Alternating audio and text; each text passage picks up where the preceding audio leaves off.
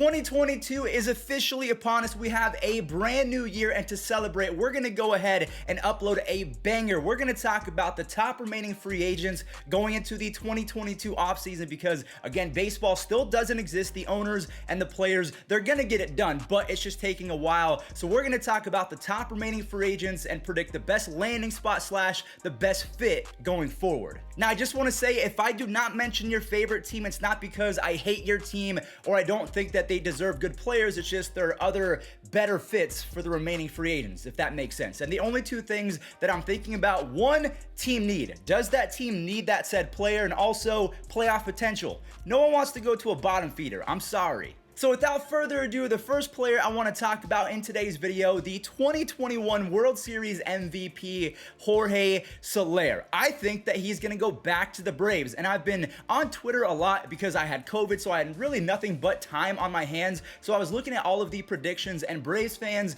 they want this guy back on their team almost as much as Freddie Freeman. Okay, maybe that's a little bit dramatic, but Jorge Soler going back to the Braves. I do believe that the DH is coming to Major League Baseball for both leagues in 2022. So Jorge Soler going back to Atlanta, for me, makes perfect sense. We'll have to wait and see what happens with Jock Peterson and Eddie Rosario. Do you think they're going to come back as well? Let me know in the comment section down below. Next up, we have Andrew McCutchen, who is not going back to the Phillies, and in my opinion, he would be a perfect fit for the rebuilding Chicago Cubs. The reason why I say that is, one, he's not going to be the most expensive piece in the entire world, and a year ago, he had 27 home runs and a plus 100 OPS plus, so he is still going to get the job done. He is no longer MVP prime Pirates version of Andrew McCutchen, but for a team that is up and coming, that could use some veteran leadership, I really think Andrew McCutchen to the Chicago Cubs would be perfect. Speaking of a perfect fit, Nelson Cruz was exactly that for the Minnesota Twins. The fans, they adored this guy. He was so good for the other hitters on that team, especially Miguel Sano. If you guys did not know, I believe that Nelson Cruz actually is the godfather of Miguel Sano's child. I could be wrong on that, but I'm pretty sure I'm not. So Miguel Sano, he got better as soon as Nelson Cruz was on the Twins. All of the other hitters, even Byron Buxton, finally became a top-notch hitter, one of the best players in baseball as soon as Nelson Cruz got there. So for me, other teams like the Mariners, they're going to be vying for him, or even the Chicago White Sox, but Nelson Cruz going back to the Twins, I like that. It makes sense. I'm not gonna lie to you guys, I had a tough time trying to figure out the best landing spot for our next player, Kenley Jansen. Now, the Dodgers, they extended Blake Treinen and they signed Daniel Hudson, so I'm almost certain that Kenley Jansen's tenure in LA is officially over. And for me, the team that I hope he goes to is the Toronto Blue Jays. Don't get me wrong, Jordan Romano had a very good 2021, but I feel like he could be even better in a role like Jonathan Lasagna or Garrett Whitlock. Both of those guys were elite for the AL East teams that they were on, but they were not the closers for their teams. Matt Barnes and Aroldis Chapman, they were kind of the guys for their respective teams, and I think that Kenley Jansen can fill in the closing role, and then Jordan Romano, he can just light it up out of a relief spot. So for me, Kenley Jansen, he would improve the Blue Jays' chances of making the playoffs because they would have two elite guys to close every single game as opposed to relying on the guys that they have been. So for me, Kenley Jansen going to Toronto, they would be a whole lot better. Moving on over to Anthony Rizzo, I don't believe that he should go back to the Yankees because for me, the Yankees, it's almost a done deal. I'm saying that because, again, I just like to be dramatic, but Matt Olson, it has been stated 100 times over the offseason that he is going to New York, so I fully expect Anthony Rizzo to move on from the Yankees, and I do think that the Brewers would be a really good landing spot simply because he's just a perfect fit. He plays great defense, well, not as good as he once did, but he's gonna get on base. And yes, Rowdy Tellez, they acquired him from the Blue Jays last year, and he was pretty solid to end the season. But for me, considering the infielders that the Brewers have, you're gonna need a better defensive first baseman. So Anthony Rizzo, he checks all of the boxes for Milwaukee fans. So what do you guys think so far of these players? Jorge Soler, McCutchen, Cruz, Jansen, Rizzo, where do you think they should end up? If you think they should be on the Cardinals or a team like the Guardians, let me know. A player that most of you are unfamiliar with, but should be familiar pretty soon because Seiya Suzuki, he is going to be a major contributor for a playoff team in 2022, at least in my opinion. And the perfect fit, the Seattle Mariners. And I say this because Kyle Seager, he just announced his retirement. So the Mariners, they're a very young team, so they're going to need some veteran leadership. And I know that Seiya has never played in America before, but I fully expect him to bring some veteran leadership to the Seattle Mariners. And because the Mariners were a bottom 7 team last year in terms of left field production,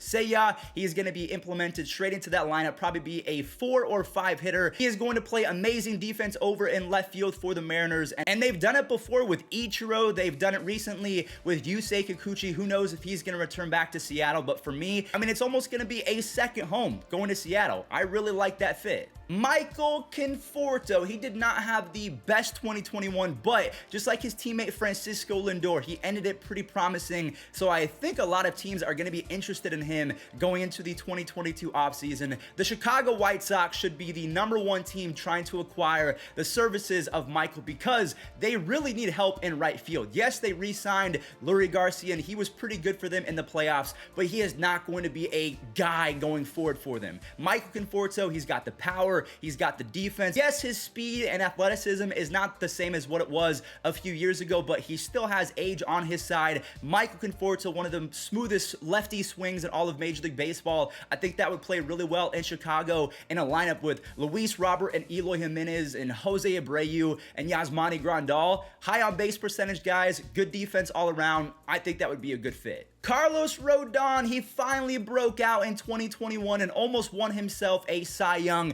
He's going to be in a video pretty soon. The best moments of the 2021 season, expect that in the next few days because we all saw he threw a no-hitter. But to me, I'm not sure if his best fit is going back to the White Sox because to me, other teams would need his services more than Chicago because Chicago, they can plug in guys like Michael Kopech, and also they have that lefty, I can't remember his name right now, Garrett Crochet. I expect him to be a starter, so they can afford to lose Carlos Rodon in my opinion. And the St. Louis Cardinals, they need help in the starting pitching department. Jack Flaherty, he's going to be good, but Adam Wainwright, Old Man Jenkins, he puts the old man in Old Man Jenkins. I don't expect him to be elite for all that much longer. Father Time is going to catch up to guys like Adam Wainwright, Yadier Molina, and even guys that we've talked about today, Nelson Cruz. So while I do expect the Cardinals to be solid, I would rather have Carlos Rodon in that rotation, and in doing so, I believe they become even more formidable. So Carlos Rodon to the St. Louis Cardinals makes sense to me. This one is fairly easy to talk about. Kyle Schwarber, he was traded from the Nationals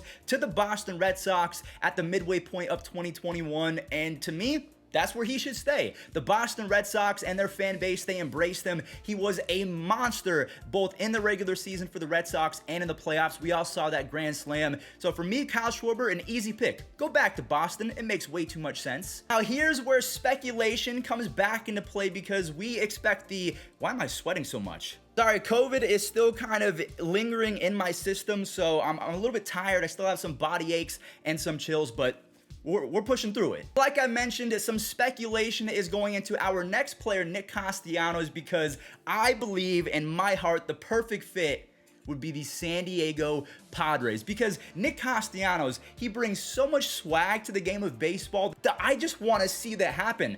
This is probably one of those picks that is really off the wall and is not going to happen, but seeing Nick Castellanos in the same lineup as Manny Machado, Fernando Tatis, Tommy Pham, we'll have to see if he's going to return or not, but other guys on that Padres squad, it just makes a lot of sense considering the energy that he brings, the talent that he brings as well, because he's a top 10 right-handed stick in my opinion in all of Major League Baseball. So one, he would make the Padres better, so they kind of need him, and I believe the Padres are going to be better and not falter as much as they did last year and actually make the playoffs in 2022. So Nick Castellanos to San Diego, that would be a lot of fun. Clayton Kershaw should be going to the Rangers. Nope, I don't think that the Rangers need him as much as his current team, the Dodgers. The Dodgers, they lost out on Max Scherzer, and there is no word on Trevor Bauer. We have no idea if he's going to be allowed back in baseball in 2022. So for me, Clayton Kershaw, he was still pretty good last season in the limited amount of time that he did pitch when he was healthy. And I just want him to be a Dodger forever. I might be a little bit biased because I like Clayton Kershaw. I'm a fan of the Dodgers. I think they get a lot of hate because they spend so much money, even though they have a really good farm system and they make the correct trades at the right time. I know last year it was kind of like Thanos getting the final Infinity Stone when they acquired Trey Turner and Max Scherzer. It almost seemed like it wasn't fair, but it just goes to show you that injuries, they play a big role, and the Dodgers losing Clayton Kershaw, I feel like that would be too much. So to me, they're going to retain him. You know who's not going to retain one of their better players? The Astros and their former star shortstop, Carlos Correa. The writing is on the wall. We all expect Carlos to up and leave. So we'll talk about Carlos in just a second, but his replacement, to me, should be Trevor Story. I can't believe I haven't really thought about this, but Trevor Story is not going to get Carlos Correa money. But over the last few years, Trevor Story has been one of the best, if not at one time, the best shortstop in all of Major League Baseball. So the Astros, they would fill in that hole left by Carlos Correa, and they would be pretty much getting the same amount of production with a little bit more athleticism, because Trevor Story, I mean, he's fast, he's got the defense, the cannon, he can hit 35, 40 home runs and steal 20 to 25 bags. Trevor Story going to Houston, a perfect fit in my opinion. I really hope that this happens. Kris Bryant to the Phillies. Okay, if you're a Phillies fan, you probably want me to pump the brakes a little bit because you still believe in Alec Bowman. I do as well, but Kris Bryant playing third base for the Phillies with Bryce Harper, a 702 boy. They're both from Las Vegas. They're both former MVPs. Bryce Harper, a now two-time MVP. It would make my heart happy as a Vegas guy. And if you don't remember, if you're a Phillies fan, you probably do know this, but Bryson Stott is one of the top prospects in all of Major League Baseball. He is from Las Vegas as well. So if you can have Kris Bryant at third base, Bryson Stott at shortstop, and Bryce Harper in right field, you would have the camaraderie, you would have the veteran leadership with some top prospect abilities. Talking about Bryson Stott, to me, you can't pass that up. It's going to cost a lot, and maybe the Phillies aren't ready for that, but Kris Bryant to the Philadelphia Phillies, that would be special. We're not going to spend too much time on Freddie Freeman because I don't even know why the deal hasn't been signed yet. Freddie Freeman, just like Jorge Soler, played a big role in the Braves winning a 2021 championship, and he's been with this team for so long, I can't see him going anywhere else. And I don't really expect the Braves to drop off the face of the earth and become a bottom dweller in 2022. So Freddie Freeman going back to Atlanta, he is going to resume his role as one of the best first basemen in all of Major League Baseball. Yeah, Freddie Freeman, back to the Braves. Let's get it done as soon as baseball comes back. And last but not least, Carlos Correa. I know in the thumbnail that it shows him going to the Tigers, but that's just because it was the most kind of crystal clear jersey swap that I could find, but I don't believe Carlos Correa is going to Detroit. The Yankees, they were bottom 7 in shortstop production last year. Gleyber Torres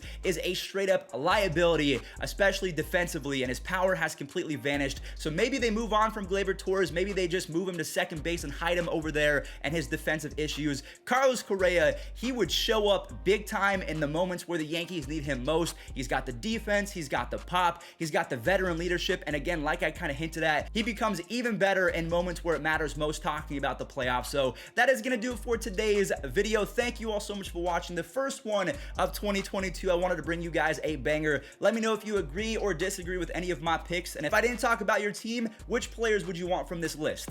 Stay safe, and I'll catch you guys later.